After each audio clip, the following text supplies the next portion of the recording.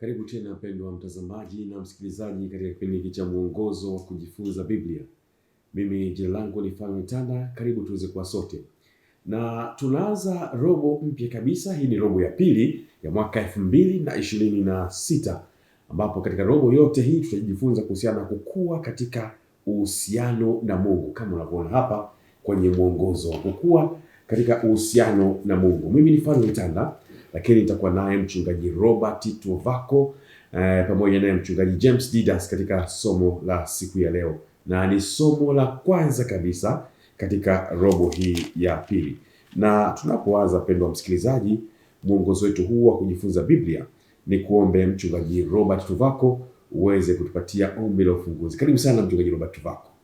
Ninashukuru mwenyekiti, tuombe.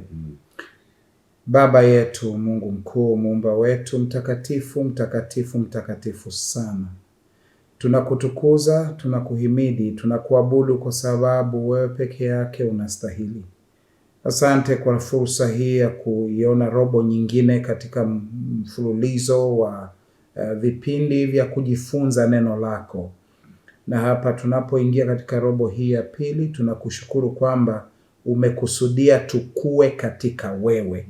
Tuhusiane nawe kwa karibu kuliko wakati uliopita. Na hivyo nakuomba uwe kati yetu sisi wenyewe tunapojadili, lakini pia mpenzi mtazamaji na msikilizaji.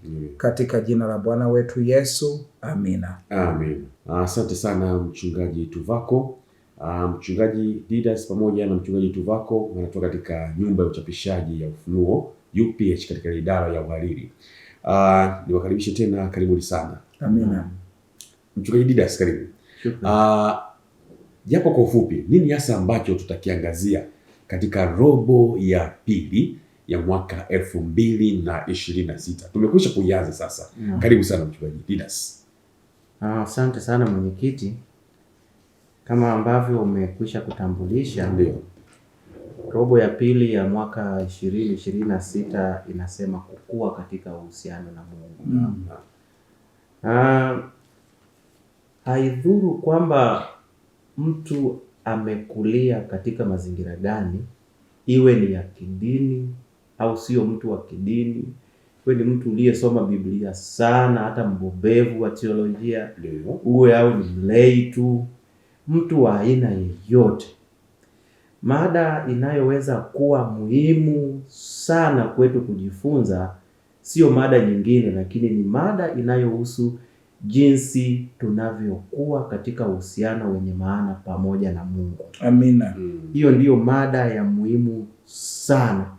Hata kama hali yako ya kiroho unaona imefika mahali fulani, lakini bado uhusiano na Mungu ni jambo la msingi la maisha yetu ya siku kwa siku. Ndiyo maana kwa namna ya pekee tunajifunza robo hii kukua katika uhusiano na Mungu. Na tunaona kwa namna ambavyo mada hii ni muhimu sasa. Mwaliko ni kwamba tusichelewe kujenga uhusiano na Mungu. Tuimarishe uhusiano huu. Tufanye kuwa wenye nguvu kwa kadri tunavyoweza, kwa sababu mambo mengine yote yanayohusu maisha yetu yanaathiriwa na uhusiano wetu na Mungu. Kwa mfano, ndoa yako, uzazi wako, urafiki wako, maamuzi yako juu ya masuala ya fedha, tafrija yako, matarajio yako, na bila shaka maisha yako ya baadaye ya milele yanaathiriwa kwa asilimia zote na uhusiano na Mungu. Na kwa sababu ya shauku ya Mungu ya kufanya uhusiano wake na sisi, Biblia yote mada yake kuu ni hiyo, inajumuisha mada hiyo. Biblia yote ni Mungu kutuleta kwake katika Kristo, kama ambavyo tulijifunza katika robo iliyopita, kuturejesha kwake. Na hivyo kwa sehemu ndogo tu robo hii tutajifunza baadhi ya vifungu katika maandiko juu ya mada hii muhimu. Lakini mada kubwa katika Biblia yote ni kukua katika uhusiano na Mungu. Na kwa namna ya pekee, kwa sababu ya chimbuko la mada hii ya uhusiano na Mungu, huu mwongozo wetu wa kujifunza Biblia kwa watu wazima katika robo hii itakuwa tofauti kidogo na miongozo iliyopita. Masomo yameandikwa kwa namna yenye mguso zaidi binafsi, na kwa sababu yanahusu Mungu mwenyewe mwenye kujali uhusiano binafsi, ambaye kana kwamba mwenyekiti anakusogelea kwa karibu, anataka kujua, atengeneze urafiki, uhusiano na wewe.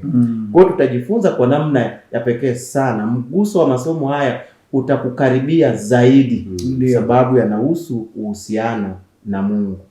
Lakini tunaona kwa namna ambavyo Biblia inatumia sitiari ya mbio kuelezea safari ya maisha pamoja na Mungu.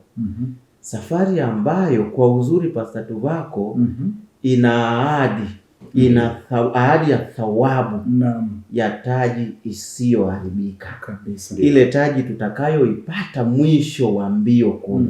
Hivyo basi ni mwaliko wangu kwa msikilizaji na mtazamaji, mwenyekiti pamoja na Pastor Tuvako na mimi, kwamba tudumu katika mstari wa mbio. Amina. Kuna wakati tunaweza kuanguka au kukoma kukimbia, tubaki kwenye mstari. Licha ya changamoto na magumu yote tunayoweza kukumbana nayo, tubaki humo. Kwa sababu habari njema ni hii: hatuko peke yetu katika mbio. Tuna wakimbiaji wengine wenzetu ambao wanakimbia pamoja nasi, wakitazamia hiyo taji isiyoharibika. Lakini zaidi ya yote, tunaye msaidizi, Roho Mtakatifu, ambaye Yesu alimwahidi kwamba atamtuma kwetu. Yeye kazi yake itakuwa ni kutusaidia. Atatuongoza, atatuimarisha. Na tena sio kwamba anakuja tu kwetu, anasema anakaa ndani yetu. Na kwa namna anavyokaa ndani yetu, atatuwezesha kudumu kumtazama Kristo, ambaye ndiye mwenye kuianzisha na mwenye kuitimiza safari yetu ya imani. Nimependa nukuu moja ya mjumbe wa Mungu Mama White katika ukurasa wa 3 wa mwongozo wetu, unaosema kwamba kudumu katika maisha ya uaminifu katika Kristo ni muujiza mkubwa. Katika kitabu kile ninachokipenda cha Tumaini la Vizazi Vyote, sehemu ya 2, ukurasa wa 13. Neema, muujiza wa neema ya Kristo. Tukishikamana na Kristo, tunadumu kumpendeza Mungu na kuwa na uhusiano naye. Kwa namna hiyo tutajifunza mada hii muhimu ya kukua katika uhusiano na Mungu robo hii. Nipende kukukaribisha mpenzi mtazamaji na msikilizaji, tuongozane katika majuma 13 ya kujifunza kwetu robo hii. Karibu sana. Amen. Asante sana Mchungaji Didas kwa kutuelekeza kile ambacho tutakiona katika juma au katika robo hii. Mchungaji Tuvako. Naam. Somo la kwanza kabisa katika lesoni au katika mwongozo wa kujifunza Biblia robo hii, anazungumzia kuhusiana na kukagua uhalisia. Ndio. Tunaona kitu gani hapa katika kukagua uhalisia? Karibu sana Mchungaji Tuvako. Ni kushukuru mwenyekiti kwa kutuingiza vyema katika somo hili la robo ya pili ya mwaka 26. Na tunapotafakari kama ambavyo Mchungaji Didas amegusia kwa upana na kwa ufupi, tunaangalia mambo ya gusayo uhusiano binafsi baina ya mtu na Mungu, Mungu anavyotutafuta na namna tunavyohusika kuitika. Na somo la juma hili kwa kweli limepewa kichwa kukagua uhalisia. Na unaona kabisa ni uhalisia gani unaokusudiwa.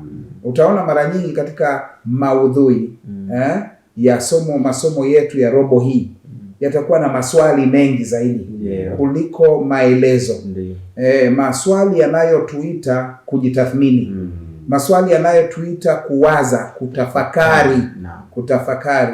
Nikutie moyo mpenzi mtazamaji na msikilizaji, kwa hakika ujipatie mwongozo wa kujifunza Biblia wa robo hii, kwa sababu utakufanya utulie kwa namna ile ambayo unajipima katika uhusiano wako binafsi na Mungu wako na uhusiano wa familia yako na Mungu. Ninapoingiza hii hoja ya somo la juma hili, fungu la kukariri ni Yohana sura ya 15 aya ya 9, ambalo nalo ninaamini kabisa hata mwenyekiti sio refu kwako. Linasema kama vile Baba alivyonipenda mimi, nami nilivyowapenda ninyi, kaeni katika pendo langu.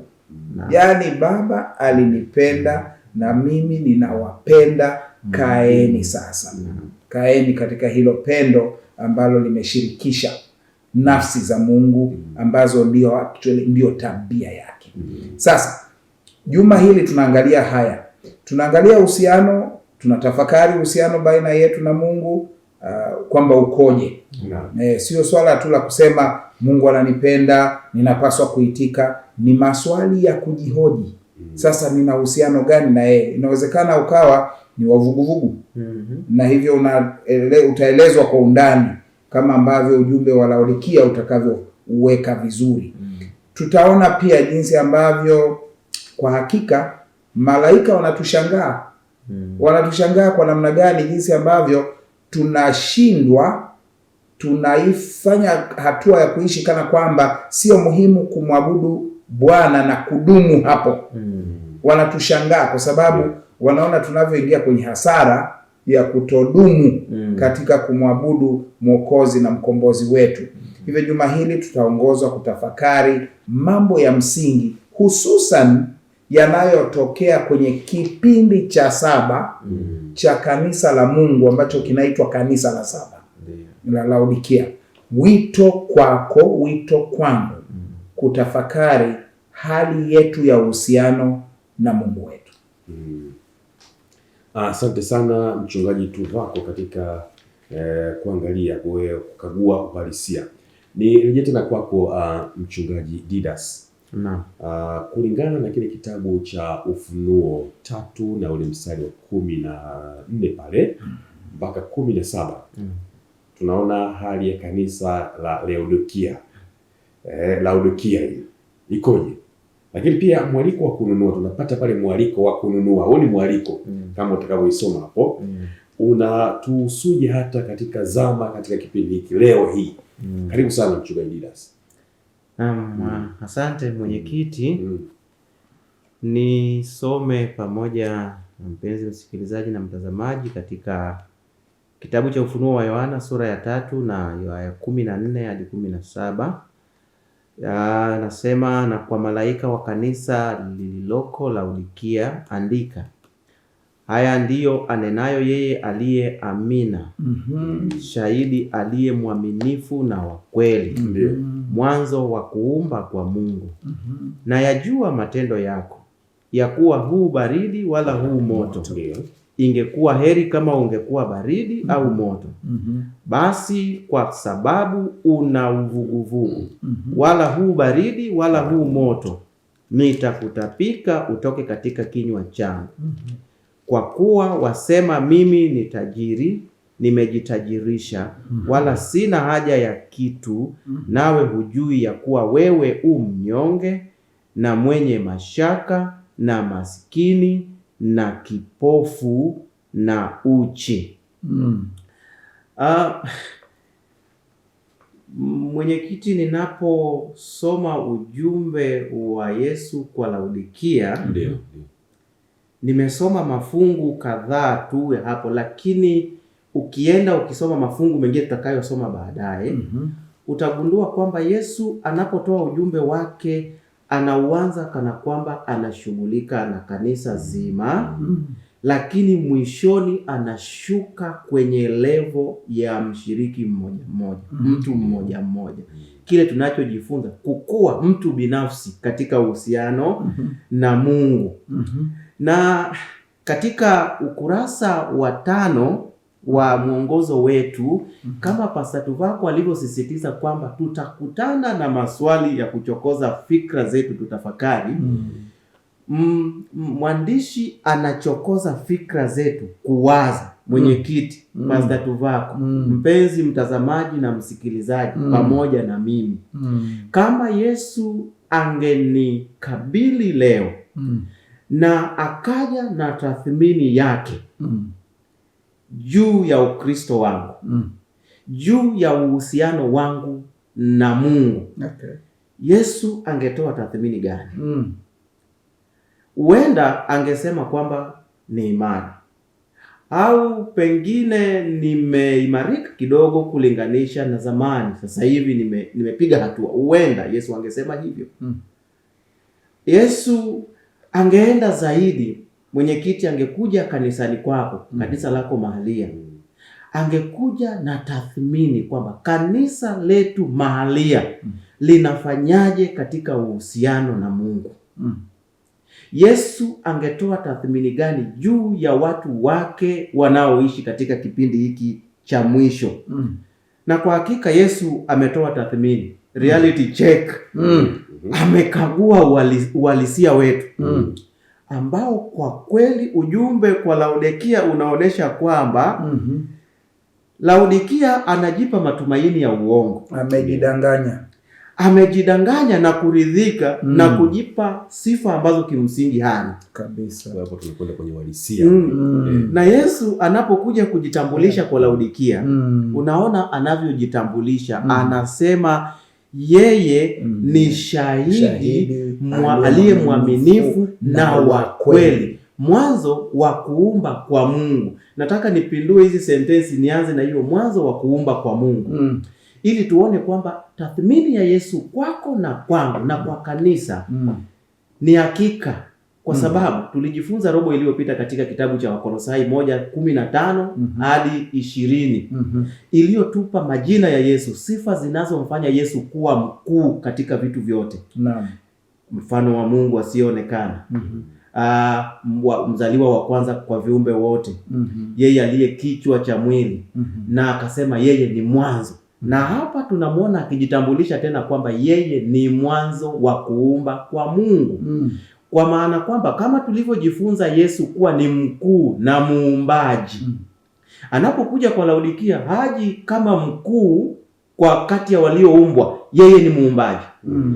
Na pastor wako, kama umenunua gari Japan na ukaja nayo hapa, na bahati mbaya gari lako likawa limeingia kwenye mgogoro, ikaharibika, ikawa kwa bahati kwamba mmoja wa wale walioitengeneza ile gari wapo Tanzania, na akawa na shauku ya kutaka kukusaidia kuliangalia gari lako na kulitengeneza, bila shaka utakuwa na hakika kwamba ili gari litapona, maana mtengenezaji mwenyewe ndiye yuko hapa, yani mtamuwahi. Kwa hiyo Yesu anapojitambulisha kwamba mwanzo wa kuumba kwa Mungu, ni kwamba aliumba, alituumba, alikuwepo kabla ya sisi, kwa hiyo anatujua. Amina. Kwa hiyo anavyosema yeye ni shahidi aliye mwaminifu na wa kweli, picha ninayoipata ni kwamba tathmini ya Yesu kwa Laodikia kwangu ni hakika, maana shahidi aliye mwaminifu na wa kweli hawezi kusema uongo. Na kweli anasema anatujua vizuri. Na anasema hali yetu kwamba sisi si moto wala si baridi. Mtazamo wetu wa kujidanganya ni kwamba hatuhitaji chochote kabisa, tumejitajirisha. Lakini ni kwamba tunajidanganya. Saa zinapita, siku zinapita, majuma yanakwenda, miezi inaenda, miaka, na tuko hapo tunahusiana na Mungu kidogo. Kama tunaenda kwenye ibada kidogo, ibada za nyumbani hafifu, tunarudisha zaka na kutoa sadaka tu, tena sio kwa uaminifu. Tunaweza tukawa tunakuja kwenye makambi, tunafanya hiki, tunafanya matendo mengi ya kidini, na tunajidai kwamba huo ndio uhusiano na Mungu. Yesu anasema kwa namna hiyo ya uvuguvugu wetu, ni afadhali tungechagua kati ya mawili haya, kwamba tuwe baridi au moto. Tulijifunza nadhani somo la 13 mwishoni hapo habari ya Laodikia kidogo, na tukaona kwamba hakuna neutral ground, hakuna kucheza pote. Ni aidha uko kwa Yesu au uko kwa shetani. Hakuna sehemu ya katikati. Na hii hali yetu ya uvuguvugu inamchefua. Yaani tuna ladha mbaya katika kinywa cha Yesu kiasi kwamba anatamani kututapika. Ila habari njema mwenyekiti, hatujatapikwa. Anatutaka tufanye uamuzi leo wa ujasiri. Na uamuzi anaousema huko katika aya ya 18 na 19. unaosema maneno haya kwa namna ya pekee. Anasema, nakupa shauri ununue kwangu dhahabu iliyosafishwa kwa moto, upate kuwa tajiri, na mavazi meupe upate kuvaa, aibu ya uchi wako usionekane, na dawa ya macho ya kujipaka macho yako upate kuona. Huo ndio ushauri ambao Yesu anatoa, na anautoa kwa namna ya kwamba unaona picha ya kitu fulani ambacho tulikuwa nacho zamani kabla ya mfumo wa fedha kuja, ile barter trade. Barter trade hii ambayo ni Yesu anakuja na wazo hili kwetu, anatamani ile hali yetu ya uvuguvugu, kule kujidanganya kwa kuridhika kwa uongo. Sasa tubadilishe. Tubadilishe na nini? Anasema tubadilishe kwa dhahabu yake na mavazi yake meupe na dawa yake ya macho. Anataka kutufanya matajiri machoni pake. Anataka kutufunika vazi lake kamilifu la haki. Na anataka kufungua macho yetu kuona ukweli wa jinsi uhusiano wa kudumu pamoja naye unavyobadilisha kila kitu kabisa. Anatupatia yote tunayohitaji, hasa kwa sababu kile tunachohitaji hatuwezi kujipatia wenyewe. Yeye pekee anaweza na atafanya, lakini ikiwa tuna nia hiyo. Kwa hiyo mwenyekiti, kwamba tunaambiwa kununua, sio kwa sababu tunaenda sisi wenyewe na fedha kununua. Tunabadilishana. Katika mafungu niliyoyapenda ni ile kwamba Mungu alimfanya Yesu kuwa dhambi kwa ajili yetu, ili sisi tupate kuwa haki ya Kristo. Haki ya Mungu katika Kristo. Ni kwamba yeye ndiye anayefanya iwezekane kuchukua hivi vitu vya thamani na kuacha uvuguvugu wetu na hali yetu mbaya ya dhambi.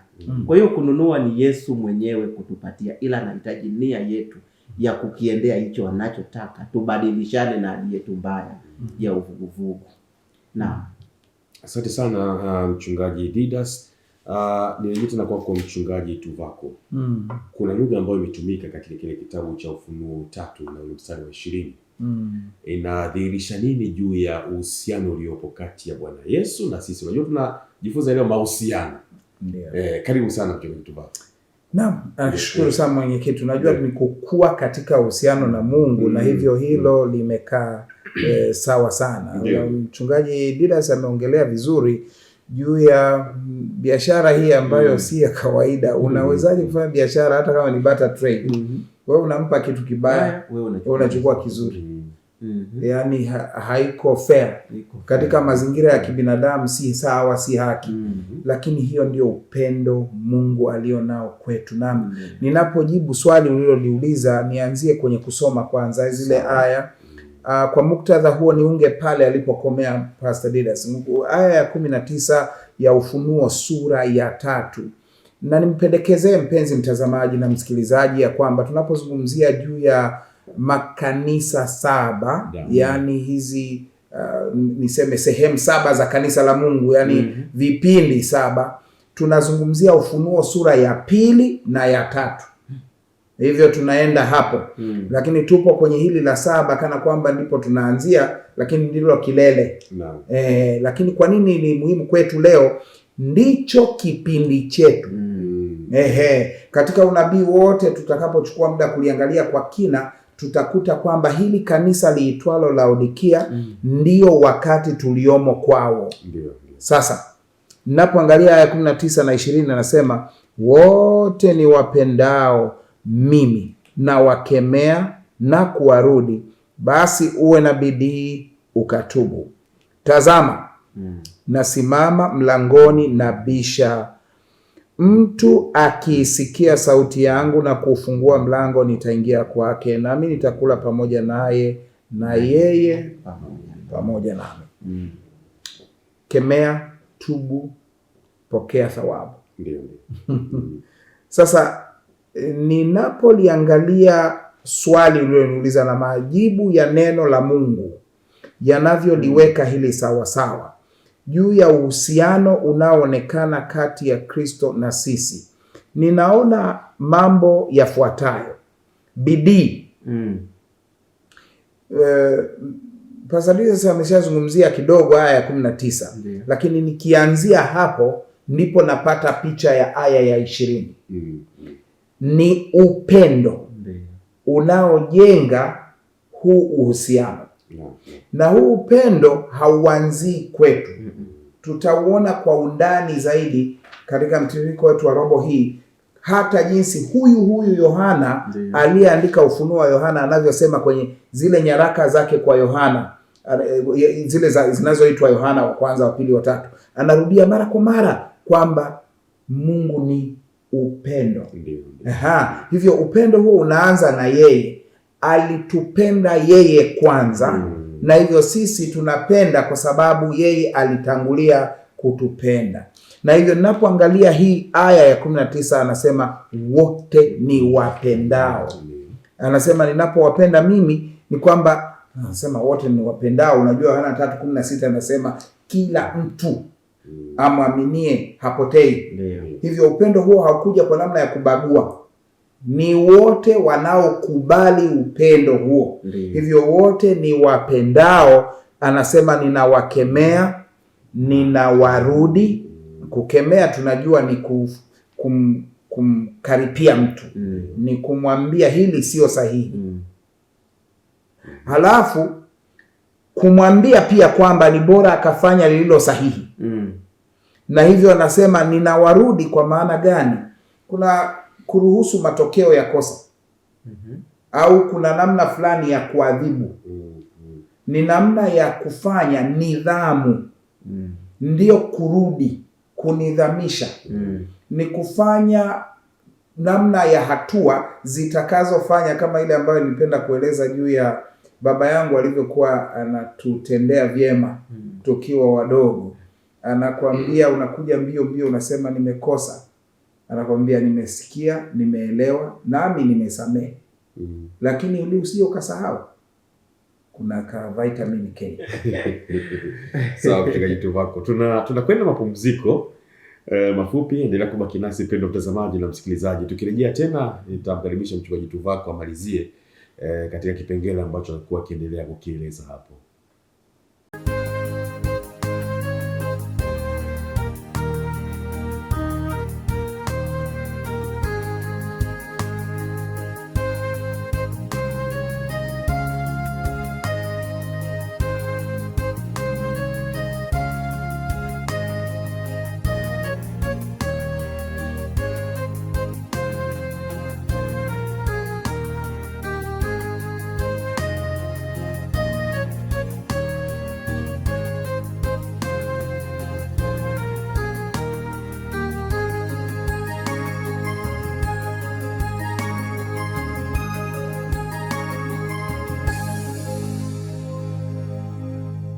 Na mpendwa mtazamaji na msikilizaji, tumerejea tena katika kipindi hiki cha mwongozo wa kujifunza Biblia. Kabla ya kwenda mapumziko, mchungaji Tuvako alikuwa akieleza kuhusiana na uhusiano uliopo kati yetu na Bwana Yesu. Karibu mchungaji Tuvako, endelea. Nakushukuru. Nilikuwa nikizungumzia juu ya namna ambavyo tulikuwa na kielelezo cha wazazi ambao walipokuwa akinidhamisha, si kwa sababu alikuwa hajapenda kusamehe, ni kwa sababu alitaka hiyo taratibu au kanuni ya maisha idumu. Idumu. Hivyo anakupa kumbukumbu. Anakupa namna ya kukufanya ukumbuke. Sasa kuna namna nyingi Mungu anazifanya, Kristo anazisema hapa. Baada ya kukurudi anasema uwe na bidii ukatubu. Tuliongelea hili pia juu ya swala la bidii ambalo linaonekana pia likitajwa kwa kama juhudi. Lakini juhudi yenyewe ni kumchagua, na tunaiona hiyo katika mwongozo wetu ukurasa wa 6. Nitaisoma kidogo ibara moja wapo pale. Aya 20 nasema, tazama nasimama mlangoni nabisha. Anakwenda kwenye hatua alipoanzia kusema na mimi wote ninaowapenda na wakemea na kurudi. Anajenga msingi wa kwamba yeye ndiye anayeanza.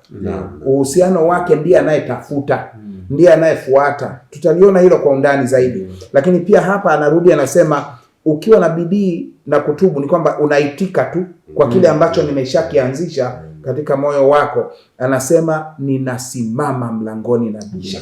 Ni kwamba bado ninafuata na kufuata ulipo kwenye mlango wako. Sio wewe utoke uende njia kuu unanitafuta. Mimi nakuja kwenye mlango wako, ninabisha. Kwani alishindwa kufungua? Hoja hapa kwenye aya 20. Aya 20 inaonesha uamuzi wa kumruhusu aingie ni uchaguzi hiari unaofanya. Hajilazimishi kwako. Hafanyi ile, kuna msemo unasema kucrash karamu. Unajiingiza mwenyewe mezani mwa mtu. Yeye anabisha mlangoni. Anasubiri wewe uchague kwamba nimruhusu aingie au nikatae. Na hivyo anasema ukifungua, anasema ukishafungua, ukisikia sauti yangu, yeye anayesikia sauti na kufungua mlango, ndipo ninaingia nami ninakula pamoja naye. Sasa sikia kitu ambacho nikipenda hapa kwenye ukurasa wa 6. Ni mtiririko wa hii lugha nzuri sana yenye kuweka taswira isiyo ya kawaida. Mungu wa ulimwengu anaketi na kula chakula pamoja na mtu. Mwanadamu hohehahe mdogo, lakini huyu muumba anashuka. Ninakuja kwa upendo, na kwa namna hiyo ninatambua wewe licha ya kwamba ni kipofu. Ulisoma hiyo kwenye ujumbe wa Laodikia. Wewe licha ya kwamba ni maskini, wewe ni mwenye mashaka, wewe ni uchi, bado nitakuja tu tena kwa upendo na kwa tahadhari. Ukiwa hutaki siingii. Na halafu anasema baada ya hapo anakula na wewe kama umemkaribisha. Na maelezo haya yanaonyesha uhusiano. Uhusiano chanya. Jambazi hana uhusiano chanya. Anatafuta vitu. Anavunja, anachukua, anaenda. Mwizi, kibaka hana uhusiano mzuri. Anakulia, wanasema kwa Swahili, anakulia timing. Anachukua anachotaka, anaenda. Hajali unavyoumia wewe. Hajali kabisa. Hajali kiasi gani ulihangaika kukipata kile kitu. Yeye aliye Mungu ni upendo na ana uhusiano chanya kiasi ambacho yeye anasubiri unavyochagua moyo wako. Na anapoingia anafanya hilo ni kwa sababu anataka ajenge uhusiano. Nisome sehemu ya mwisho mwenyekiti hapa. Yesu anasimama kwa subira. Anangoja na kubisha hodi kwenye mlango wa moyo wako. Pengine unaona picha za muonekano huu katika vitabu vya watoto, Mwokozi anayeonekana kama ni mrefu, mwenye neema, akisonga kwa upole, akigonga kwa upole. Yeye hakuingilii na kukulazimisha kuzungumza naye. Yeye hakuvamii katika wakati wako au maisha yako yenye shughuli nyingi. Muda ni mfupi, kwa hiyo ukimsikia, fungua mlango. Atakuwepo ili kuingia maishani mwako. Sitiari za uhusiano zinapojengwa kwenye aya ya 20 hazikomei tu kwamba aingie ndani. Anasema namna anavyoshiriki chakula pamoja na wewe. Hivi tunapoendelea hata kulijadili hili, unaweza ukafikiri jinsi ambavyo yeye ambaye anaona makosa yangu yote mpaka akanikemea, bado anafurahia kula na mimi. Ni uhusiano wa upendo. Tutaendelea kuona. Asante sana Mchungaji Tuvako. Hakika ni upendo kabisa. Kwa dhati. Mchungaji Didas. Naam. Ukiunganisha pale ambapo ameishia Mchungaji Tuvako, alikuwa kwenye Ufunuo 3 na ule mstari wa 20. Sasa sisi tutasogea kidogo kwenye 21 hiyo 3. Kuna upendo wa milele wa Mungu unadhihirishwaje hapo kwenye Ufunuo hiyo 3 na ule mstari wa 21? Karibu sana Mchungaji Didas. Asante sana mwenyekiti. Ndio. Ufunuo 3:21 inasema maneno haya: yeye ashindaye nitampa kuketi pamoja nami katika kiti changu cha enzi, kama mimi nilivyoshinda nikaketi pamoja na Baba yangu katika kiti chake cha enzi. Mwenyekiti, habari njema ninayoanza nayo ni kwamba Mungu anatupenda sana. Anatupenda kwa upendo wa milele. Upendo ambao haupimiki, hauna ukomo. Na ndiyo maana ametuonesha juu ya hali yetu ya kutojali. kwa sababu anatupenda.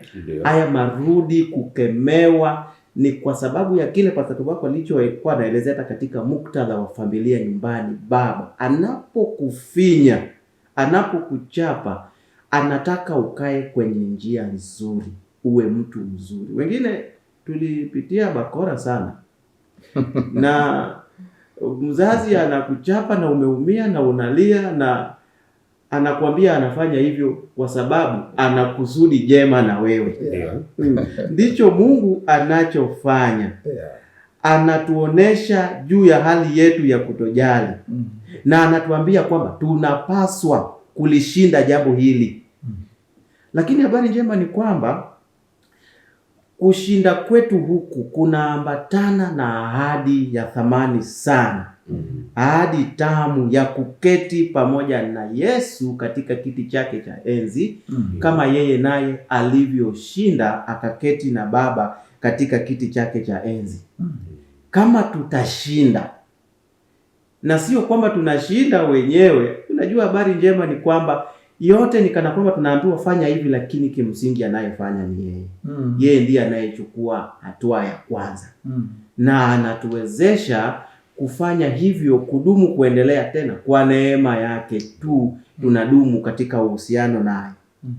Na lakini ukweli ni kwamba Pastor Tobacco, hili jambo linaweza likawa ni jambo kubwa sana, uzoefu mgumu sana, pambano ambalo uzoefu wake sio wa kawaida, kwa sababu tu dhaifu, tu vuguvugu, na hali yetu ya uvuguvugu inaweza ifanye isiwe rahisi kukubali kemeo la Yesu ili tuweze kutubu na kupokea vazi la haki yake juu yetu kwa macho yanayoona hakika. Inaweza ikawa ni gumu sana.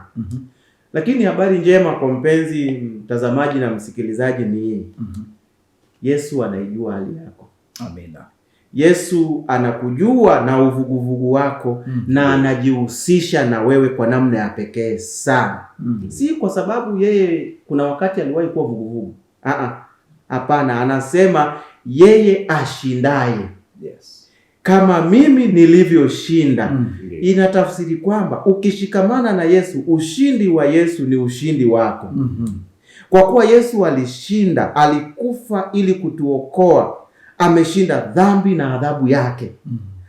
Anavielewa vizuri vita vya mtoto wake. Anajua pambano lililo dhidi ya dhambi. Na anaahidi kwamba kwa kuwa utakubali kushikamana naye, atakusaidia na wewe ili uwe mshindi kama yeye. Kwa hiyo siri hapa ni kushikamana na Yesu ambaye ni mshindi, ili na wewe ushinde kama yeye na uketi naye katika kiti cha enzi kama yeye alivyoketi na Baba. Na nimependa picha ya mwandishi wetu kutupatia angalau watu kadhaa katika Biblia ambao kwa kweli Mungu kwa nyakati zote ameweka mwaliko wake kwa wanadamu. Amedumu kuita. Anataka uhusiano na watu wake.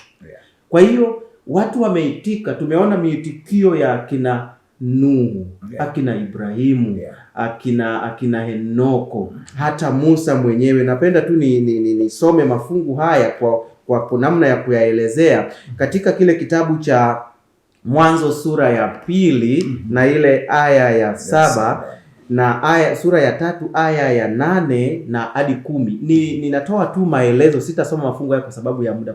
Tunaona wazazi wetu wa kwanza, Adamu na Hawa, wanaumbwa kutoka kwenye udongo na Mungu anawapulizia puani mwao pumzi ya uhai puani mwake, mwanaaliyeitwa mtu, mwanadamu, ikiwa na mwanamume na mwanamke. Lakini baadaye katika sura ya 3 tunaona wanakengeuka na wanaiacha njia ya Mungu. Hata wanakimbia kwenda kujificha wakati ambapo Mungu alikuwa anakutana nao jioni bustanini. Anakuja kuwaita. Ni kuonesha kwamba katika nyakati zote za historia ya maisha ya mwanadamu, Mungu huwa anachukua hatua ya kwanza katika kujenga uhusiano na watu wake. Anawarudisha watoto wake. Anamuuliza Adamu, uko wapi? Adamu amekimbia kwenda kujificha. Lakini tunaona katika Mwanzo sura ya 5 ile aya ya 24 tunamwona Enoko aliyekubali kutembea na Mungu. Maisha yake karibia miaka 300 mwanamume anatembea na Mungu. Hivi sisi tunaoishi sasa hivi ikifika Musa anasema Zaburi ya 90 kwamba ni 80 tu. Lakini tunashindwa kutembea na Mungu. Mwanamume huyu Enoko miaka 300 anatembea na Mungu. Lakini Mwanzo sura ile ya 6 aya ya 13 Mungu anamuita Nuhu. Anamwambia juu ya mpango wake wa kuharibu dunia kwa maji. Nuhu anakubali mpango wa Mungu, anakubali kujenga safina miaka 120. Kama kichaa. Anaonekana kama zimemruka hivi kidogo. Hivi huko na akili timamu. Kwanza hata mvua yenyewe hiyo hawajawahi kuiona. Lakini Nuhu kwa imani anakubali kutii mwaliko wa Mungu. Ibrahim sura ya 12 aya ya kwanza hadi ya 4. Mungu anamuita aondoke katika mji wake, aache wazazi wake na vitu vingine, aende katika nchi asiyojua. Ibrahim anaitikia, anaenda. Kutoka 34:29 uzoefu wa uhusiano wa karibu kati ya Musa na Mungu. Hata akiwa mlimani kule anashuka, hata amebadilika, Waisraeli wanamkimbia. Kweli uhusiano wa karibu na Mungu unaleta mabadiliko. Tutang'aa katika dunia yenye dhambi. Kwa hiyo habari kubwa ya muhimu ni kwamba viwavyo vyote vile Mungu anachotaka ni uhusiano kati yetu na yeye. Iwe ndipo tunaanza au tulikuwa na uhusiano ukaharibikia mahali fulani kama wazazi wetu wa kwanza. Anataka turudi, anataka kujenga uhusiano upya pamoja na sisi. Na kitu cha kuvutia sana ambacho ninapenda kuhitimisha nacho mwenyekiti, kuna ujumbe wa Mungu kupitia kwa kinywa cha nabii Yeremia kwa taifa la Yuda. Wameenda Babeli uhamishoni, wamepigwa, hawana tumaini, ila Mungu anakuja kwao kwa ujumbe mzuri wa upendo. Kuonesha jinsi Mungu alivyo mwenye upendo. Anasema, Bwana alinitokea zamani akisema, naam, nimekupenda kwa upendo wa milele. Kwa hiyo nimekuvuta kwa fadhili zangu. Mara ya pili nitakujenga nawe utajengwa. Anataka Yuda arudi, aburudishwe, afurahishwe kwa fadhili zake, kwa kuwa amemrudia. Baada ya kule kuadhibiwa miaka 70 utumwani, Mungu anamrudia Yuda. Mungu haidhuru tuko wapi, anachotaka turudi kwake, maana anatupenda sana kwa upendo wa milele. Asante sana Mchungaji Didas. Mchungaji Tuvako, ni neno gani hasa ambalo linaonekana kutawala kwenye kauli ya Bwana Yesu tunaposoma kile kitabu cha Yohana 15 mstari wa kwanza mpaka mstari wa 11 pale? Na linamaanisha nini kwetu leo hii, inamaanisha kitu gani? Karibu sana Mchungaji Tuvako. Yohana 15. Yohana 15:1 mpaka 11. Ninaomba nisome katika kulijibu swali hilo na pamoja na mpenzi mtazamaji na msikilizaji. Yohana 15 aya ya kwanza hadi 11 ni muktadha mzuri. Ndio. Mimi ndimi mzabibu wa kweli na Baba yangu ndiye mkulima. Kila tawi ndani yangu lisilozaa huliondoa, na kila tawi lizaalo hulisafisha ili lizidi kuzaa. Ninyi mmekwisha kuwa safi kwa sababu ya lile neno nililowaambia. Kaeni ndani yangu nami ndani yenu. Kama vile tawi lisivyoweza kuzaa peke yake lisipokaa ndani ya mzabibu, kadhalika nanyi msipokaa ndani yangu. Mimi ni mzabibu, ninyi ni matawi. Akae ndani yangu nami ndani yake, huyo huzaa sana, maana pasipo mimi ninyi hamwezi kufanya neno lolote. Mtu asipokaa ndani yangu hutupwa nje kama tawi na kunyauka, wala watu huyakusanya na kuyatupa motoni yakateketea.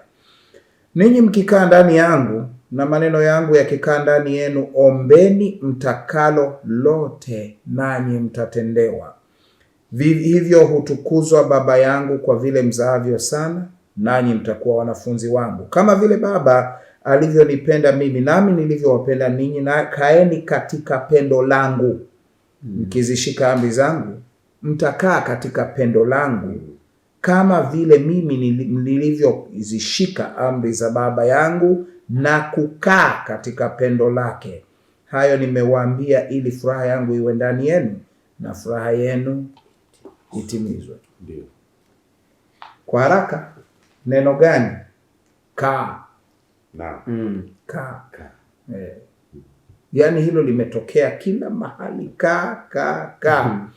Na kaa kwa maana ya, kwa lugha ya Kiingereza ni abide. Uwe hapo, dumu hapo, usiondoke hapo, ndilo neno linalorejea hapa. Kama tunamwambia msikilizaji abaki nasi. Abaki kama waandishi wa habari mnavyosema, baki na sisi, usiondoke, kaa hapo. Nina machache ya kusemea juu ya hilo, kwamba inamaanisha nini kwetu sisi kama ulivyouliza. Kristo anasema kwa mfano na sitiari hii ya mzabibu na matawi, anasisitiza umuhimu mkubwa wa kukaa ndani yake, akisisitizia tena hoja ya uhusiano. Bila kuhusiana na yeye aliye mche, aliye shina, aliye mmea wenyewe, tawi halina maana. Ukikaa katika kuunganika na mmea wenyewe, ndipo utavuna lishe inayotoka kwenye mizizi na yote yanayounganika na ule mti husika, kama wewe ni tawi. Na kwa kutumia sitiari hiyo, hata matunda yanaweza kukua kwa sababu ya muunganiko kati ya tawi na mti au shina. Sisi wenyewe hatuwezi kufanya matunda yakue. Kwa lugha hiyo hiyo, kwa kutoka kwenye sitiari kuja kwenye uhalisia, hatuwezi kufanya matunda yazaliwe wala kukua kama hatujaunganika na mti wenyewe, ambao ndio stem, yani ile chimbuko la tawi lenyewe. Kwa namna hiyo tunakauka tukiachana naye, na hivyo hakuna maana tena ya kuwa katika uwepo kama hatuna muunganiko na mti wenyewe. Nisome ibara fupi, mwenyekiti, kwenye kurasa wa 8 inaposema, wakati huo huo sisi sote tunakabiliana na changamoto na nyakati zenye maumivu. Tukikaa ndani yake, nyakati hizi zitazaa matunda zaidi kwa muda mrefu. Kuzaa matunda kunathibitisha sisi ni nani, yani ni wanafunzi. Tunazaa matunda ili kumletea utukufu, sio kwa ajili yetu wenyewe. Ilikuwa ni matawi yanajivuna kwamba yamezaa matunda, lakini wanaofurahia kula matunda ni wengine. Na hivyo inakuwa ni matunda ambayo yanaleta faida kwa wengine, faida kwa mwenye mmea kuliko mmea wenyewe, lakini iseme zaidi kuliko matawi yenyewe. Na hivyo kwa furaha matunda yale yanapozaliwa na kukomaa, wanaoyala na kushukuru, wanashukuru sio kwa ajili ya tawi wanashukuru kwa ajili ya mmea kabisa. Tawi tena linaweza likasahaulika kwamba lilizaa. Kwa lugha rahisi, anamalizia ibara hapa kwa kusema kukaa ndani ya Yesu kunamaanisha kushika amri zake, ambazo ni onyesho la tabia yake nzuri ya upendo usio na ubinafsi. Kukaa ndani ya Yesu huleta furaha kuu. Kukaa ndani ya Yesu kunamaanisha kufanya kile anachotuomba kama mwitikio kwake, kwa maana huku ndiko kumpenda Mungu, kwamba tuzishike amri zake, wala amri zake si nzito. Ni Yohana huyu aliandika Ufunuo, anayeandika kwenye Yohana wa kwanza 5:3. Ukifikiria juu ya hilo, kukaa ndani ya Yesu ni mojawapo ya dawa za hali yetu ya Laodikia. Tunapona kwa kukaa ndani ya Yesu. Unajua, mwingine anaweza kujiuliza, sasa kukaa ndani ya Yesu ndio nini sasa? Mpendwa, kukaa ndani ya Yesu ni kukubali kusikiliza Kristo anasema nini kwenye neno lake. Ni kukubali kuchagua ratiba yangu isikilize kila asubuhi ninapoanza, Yesu ameniambia nini kwa ajili ya leo. Siku inapoisha, ameniambia nini na nimetembeaje leo. Kaa ndani ya Yesu. Amen. Asante sana. Kaa ndio neno kubwa hili. Mchungaji Didas, kuna jambo ambalo tunajifunza kuhusiana na utumvu wa mizabibu. Na ni somo gani ambalo tunalijifunza, au katika somo la juma hili linamaanisha nini hasa kuhusiana na utumvu wa mizabibu? Na ni kitu gani hasa katika maisha ya kiroho ya mtu mmoja mmoja, au kinafananishwa na kitu gani katika maisha ya kiroho ya mtu mmoja mmoja? Karibu sana Mchungaji Didas. Asante sana mwenyekiti. Ndio. Pastor wako katika Yohana 15 ameweka msingi mzuri katika kulielewa hili anapozungumzia mzabibu. Ndio. Ila nilipata picha fulani nimeona katika mtandao siku za hivi karibuni, nadhani wale ni wa Nigeria. Kuna mtu mmoja ni mhubiri wa Injili. Anaenda mara moja kwa upole kwanza na kukabili mwenyekiti kwamba nimekuja kukuletea habari za Yesu. Tafadhali naomba umpokee Yesu. Lakini yule anayemapproach anamwambia kwamba bwana, mimi nina mambo mengi, sitaki mambo ya habari za Yesu, hebu niache. Sasa huyu anapo react vibaya, yule mhubiri anakuja anaongeza sauti ya ugomvi na nini. Baadaye anampiga mtama na kumkwida na kumwambia utampokea Yesu utake usitake. Wakati mwingine niliona mtu anashikiwa bastola ili ampokee Yesu. Nimeona pia wahubiri wengi stendi, kwenye vituo vya basi na kwenye njia panda masokoni, katikati ya heka za maisha ya wanadamu. Watu wana movement hivi na hivi. Nikagundua ukweli kwamba kama mwandishi anavyotuambia, kumpokea Yesu na kufanya urafiki, uhusiano naye wa kudumu sio jambo rahisi. Ndio. Hata kama ungeweza kumshurutisha mtu akapokea dini ya namna hiyo, itaonekana kwamba ni dini ngumu, ndio ni mzigo mzito ambao hauna maana. Utakuwa ni dini ya nje, lakini kiuhalisia ndani hakuna dini. Na Mungu anachotaka kwetu, anatamani tuwe na uhusiano naye ambao msingi wake ni upendo wa pande zote. Na si sheria tu, uhusiano ambao umejengwa juu ya ukweli kwamba yeye alitupenda kwanza akatuchagua. Na kuna wakati mwingine tunajisikia kwamba tumeunganishwa na Yesu kwa kiasi fulani. Tunakwenda kanisani, tunaomba, lakini bado tunajisikia watupu. Kuna ombwe bado liko ndani, tumedhoofika. Na sasa ukweli ni huu, hatuwezi wenyewe kuwa ndani ya Yesu, kama vile pasta alivyosema tena na tena, kama vile tawi lisivyoweza kujipachika wenyewe kwenye mzabibu, ndivyo na sisi mwitikio wetu ni unatokana na kile ambacho Mungu tayari ametutendea katika Kristo Yesu. Na umeuliza habari ya utomvu. Napenda nisome katika ukurasa wa 9 kitu ambacho mwandishi amesema hapa kwa wazi. Nataka nisome masikioni mwako mpenzi mtazamaji na msikilizaji. Anasema, ikiwa unatazama jinsi mzabibu unavyoishi wakati wa majira ya baridi, utajifunza ukweli wa kuvutia. Machipukizi kwenye matawi upungukiwa na maji na kutengwa na mfumo wa kukua hadi majira ya kuchipua. Wakati udongo unapopata joto, mizizi hufyonza maji na utomvu upanda kupitia shina la mzabibu hadi kwenye machipukizi na kisha huanza ukuaji. Bila utomvu unaotiririka kupitia katika mzabibu, hakuna ukuaji unaotokea. Na utomvu katika mzabibu, sasa swali ulilouliza mwenyekiti linajibiwa hapa katika ibara hii. Hii inayoisoma sasa, anasema utomvu katika mzabibu ni kama Roho Mtakatifu maishani mwetu.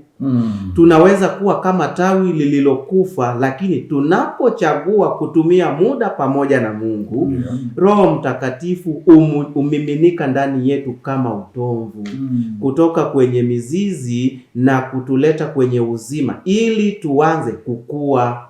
Vile vile tunahitaji kufanya uamuzi wa kutaka kukaa ndani ya Yesu ili na ni lazima pia tuombe Roho Mtakatifu utomvu atiririke maishani mwetu. Kwa hiyo Mungu ni upendo, anatupenda kwa upendo wa milele. Amen. Na anatupatia zawadi bora. Zawadi ya Roho Mtakatifu ambaye akikaa ndani yetu tunakuwa tunaimarika katika uhusiano na yeye. Asante sana Mchungaji Didas. Mchungaji Tuvako, tunapofikia ukingoni katika kipindi hiki cha mwongozo wa kujifunza Biblia, uhalisia kukaa ndani ya Yesu unamaanisha nini? Lakini pia unajisikiaje unapolisikia hili kutoka kwenye kinywa cha Bwana Yesu kwetu leo? Karibu Mchungaji Tuvako. Mambo mawili. Nakushukuru mwenyekiti. Somo la juma hili limenifundisha ya kwamba kuna uhalisia katika uhusiano kati yangu na Kristo ambao haufai kuepukika. Huwezi ukadharau au ukapuuzia uhalisia huo. Na hivyo hilo linanifundisha kwamba licha ya kwamba ameniita nikae ndani yake, ni kwa uwezo wake naweza kudumu. Na nimependekezewa mambo katika mwongozo wangu huu kwamba nimpatie pia mpenzi mtazamaji na msikilizaji, weka shajara ya kuandika mambo ya siku kwa siku. Ni lini uliadhibiwa na Mungu? Hivyo mwongozo wa robo hii unajiuliza, ni lini ulilia chini ya msalaba? Ni lini ulilia moyoni kabisa ukamwambia Mungu nisamehe, nimekukosa kweli kweli? Ni lini ulimsikia Mungu akibisha kwenye mlango wa moyo wako? Sio jambo la nadharia, ni hakika. Ni lini uliwahi kupata uzoefu maalum wa Bwana kujibu maombi na mpaka ukamsifu, ukamtukuza? Je, umewahi kuona mkono wa Mungu ukiwa wazi wazi katika matukio maalum katika maisha yako? Panga kufanya hili. Kaa katika Bwana. Amen. Nikushukuru sana mchungaji Tuvako, nikushukuru pia mchungaji Didas katika kipindi hiki cha mwongozo wa kujifunza Biblia, na asante sana kwa kuwa nasi mpendwa mtazamaji na msikilizaji. Mimi ni Fanuel Tanda, na tunapomaliza kipindi chetu ni kuombe mchungaji Didas uweze kutufungia kwa ombi. Karibu. Tuombe. Baba yetu mwema, Mungu mwingi wa rehema na fadhili, tunakutukuza mno. Amen. Asante kwa upendo wako wa milele. Amen. Asante Yesu kwa sababu umekuja kutukagua. Na ukweli wa hali yetu umedhihirishwa kwamba hatufai. Lakini asante kwa sababu umetushauri tuje kwako ili tuweze kuwa matajiri, watu wanaoona, watu walio na vazi la haki yako. Tusaidie, tukufungulie, ukae nasi katika mlo mzuri na kufanya urafiki. Utusaidie tushinde, hatimaye tupate nafasi katika ufalme wako. Tunaomba kwa Kristo Bwana wetu. Amen. Amen.